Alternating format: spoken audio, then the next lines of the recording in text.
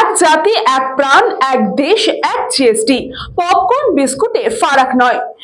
এই প্রতিবাদে আজ ধর্মতলা আয়কর ভবনের সামনে বিক্ষোভ এবং কুশপুতুল দাহ করা হলো অর্থমন্ত্রী নির্মলা সীতারামনের আইএনটিটিইউসি সেবা দল পশ্চিমবঙ্গ শাখার তরফ থেকে।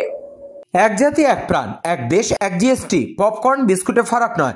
সবাই সব খেতে পারুক প্রাণ ভরে, কিন্তু জিএসটি দিয়ে। ভিন্ন ভিন্ন স্বাদের পপকর্ন বিস্কুটে ভিন্ন ভিন্ন জিএসটি লাগু করে এবং কর্পোরেট ট্যাক্স কমিয়ে মধ্যবিত্ত সমাজকে শোষণ করে, সমাজে গরিব ও বড় লোকের চরম ভেদাভেদ সৃষ্টি করে আরও একবার সাধারণ মানুষের সাংবিধানিক অধিকার খর্ব করার চেষ্টা করছেন ভারত সরকারের অর্থমন্ত্রী শ্রীমতী নির্মলা সীতারামন। সাধারণ মানুষের পকেট দিয়ে নিয়ে গলা কাটার যে ষড়যন্ত্র করেছে কেন্দ্র সরকার, তারই প্রতিবাদে এদিনের এই কর্মসূচি।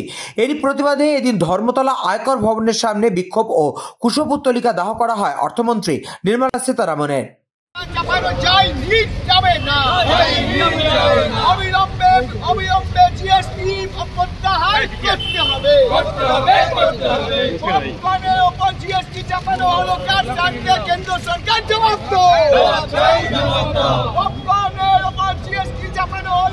জিএসটি বিভিন্ন রকমের হচ্ছে কেন?